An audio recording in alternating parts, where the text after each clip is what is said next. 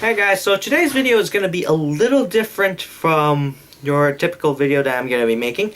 And it's basically going to be a genre explanation. I guess that's the best way I can put it. And specifically, what genre are we going to be covering? Military Moe. So, yeah, I personally am a huge fan of this genre, specifically. I've watched Girls and Panthers, Strike Witches, Kantai Collection, High School Fleets. I'm. Anytime you show it, Upote, I've also seen that one too. Yeah, basically, I'm a big fan of those genres. Not because it does combine some of the things that guys like, military action and cute girls doing cute things related with the military, apparently. And yeah, but what this video is going to be about is mostly about the explanation of why it even exists or what it really is. So first off, let's talk about military cultures, because we're going to be diving a little bit into that before I can explain why this genre even came about. So first, let's talk about American military culture, because that's what we're going to be using as a comparison for Japanese military culture. And so the best way to start, I guess, let's face it, military and America go together like ice cream and apple pie, which, yeah, I guess in a way is probably the best explanation of America. I mean, let's face it, this country was started under war. This country has basically survived through war, and this entire country's economy and evolution has been driven by war, let's face it. And most of our holidays, Veterans Day, Memorial Day, 4th of July, are all military based. In fact, 4th of July is essentially Veterans Day with fireworks. And yeah, most of our media basically revolves around the military. I mean, if you think about Hacksaw Ridge, Saving Private Ryan, Black Hawk Down, your typical Oscar bait, it's gonna be military based. And heck, some of the more popular books nowadays are getting pretty popular because they are military based. Half my books I have right here are military based. Half of them I haven't even gone through, and I'm just putting on hold for that for a while. And yeah, even some of our songs are military based in that sense. Some of them praise our soldiers. Some of them are a little bit more critical about the military life, or the way that, ironically, the way the military gets its people recruited into the military. Heck, even I participated personally in JROTC when I was in high school. Yeah, I'm a high school graduate, and yes, I did take part in JROTC, and I enjoyed it. And honestly, I regret not getting into it a lot earlier. I only took a semester. So, yeah. But still, I enjoyed that semester in JROTC. And currently, right now, I'm trying to get into the Naval Academy. So, yeah, anyone who has connections, please help me out. And, yeah, I am planning on getting this cut, so, yeah, this thing's not going to stay for long. But, you know, until I get my papers, I'm going to keep it long. You know, just for personal preference. But, on the contrast, Japan's military culture, or at least its modern military culture, it's a bit of a dark zone. And what I mean by dark zone, as in, it's kind of the opposite of America. We're here in the United States, being a member of the military is something that is so praised to the point where it has become a federal crime to impersonate a military officer, and it's almost shameful to do it. Unless you're actually in the real military, you cannot impersonate a military officer. However, in Japan, it's illegal to impersonate a military officer, simply because it's gonna give some bad vibes. I mean, over in Japan, being a member of the self-defense force is kind of like working for McDonald's, where, yeah, you're doing something with your life, and it's a job that needs to be filled, but don't expect much respect for it. In fact, I'm probably going to get a lot of hate from both members of the military and McDonald's workers. I should probably tell people I'm a McDonald's worker myself. But anyways, yeah, and at the beginning, it wasn't really that. So, and in fact, Japan's constitution doesn't really allow Japan to have an official military. they're not allowed to have an official army. They're not allowed to have an official navy. They're not allowed to have an official air force.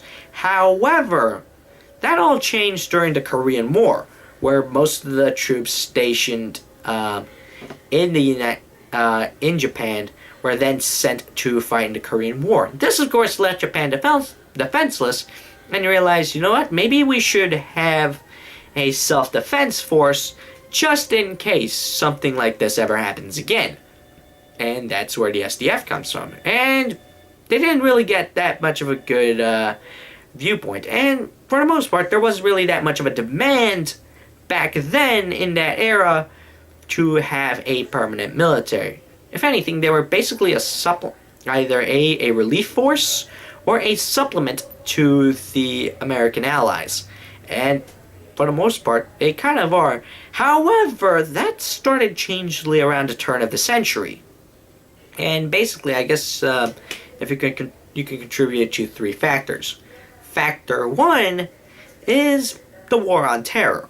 Let's face it, I mean, Japan, to the eyes of ISIS and Al-Qaeda, they were targets too, because they were nowhere near acceptable to the jihad, or at least they wouldn't be. And yeah, even they were subject to certain attacks, most notable at the Tokyo Towers. But so yeah, they've pretty much been affected by that. Two, I guess, would have to be the aggression from China and North Korea, specifically North Korea, especially right now, with Kim Jong-un going all sorts of nuts. And in fact, just recently, they've started setting up their nuclear defense program to be a little bit more exponentially powerful. And third off, it has to be global warming. Now, this has to do with the second job that the Japanese have aside from military defense, which is mostly humanitarian aid. Because in fact, most recently, I think, correct me if I'm wrong, would have to be the aid they provided to the Philippines and providing clean water for the people there. And this is also because the Japanese have had a lot of connections with the Philippines for a while. Anyways, so long story short, back then they didn't really have to worry about military defense, or militaresque defense, I guess I'd have to say. However, in the more growing hostile environment that our world has become, they're really gonna need some recruits. And in fact, Shinzo Abe has pretty much been pushing to expand their military a little bit more. And yeah, so long story short, they need more recruits.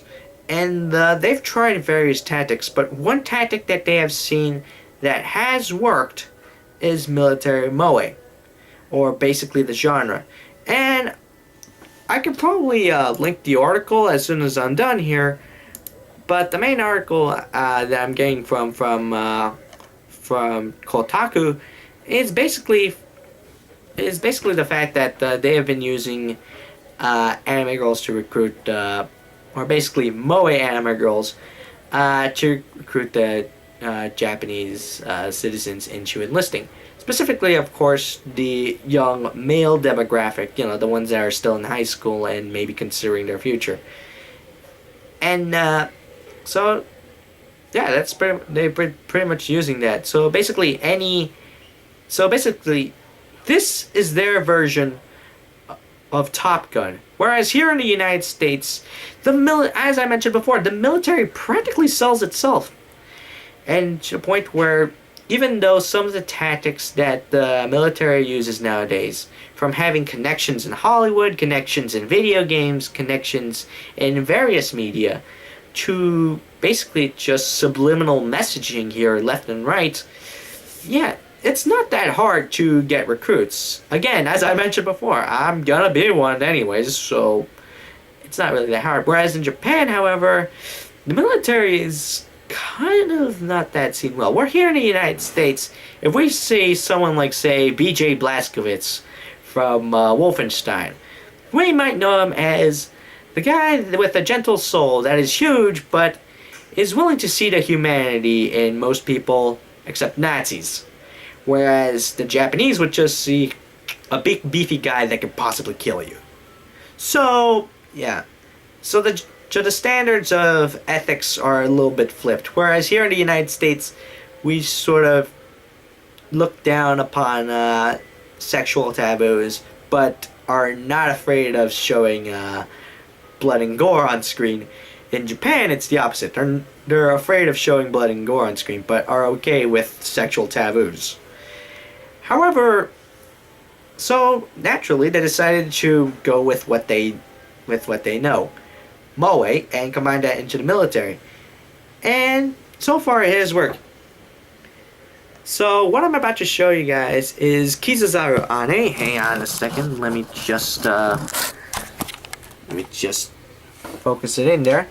So basically, what you are seeing right now is a pinup of Akane, which is basically for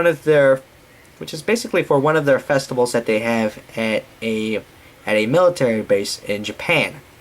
And you can pretty much tell they pretty much started calling back on. They seriously started making callbacks to the old World War II pinups. And although a lot of people say, you know, maybe this shouldn't be used, for others they thought, you know, this might actually be a good tactic. And in fact, in some regions, this has actually started increasing enlistments. So it does work. And there are actually a lot more other pinups here and there. That's just stats, and that's the original picture. However, what I'm about to show you right now are official enlistment posters. Yes, enlistment posters. These are whereas here in the United States, this would be completely different. In fact, I guess I could probably show you to something else. Hang on a second.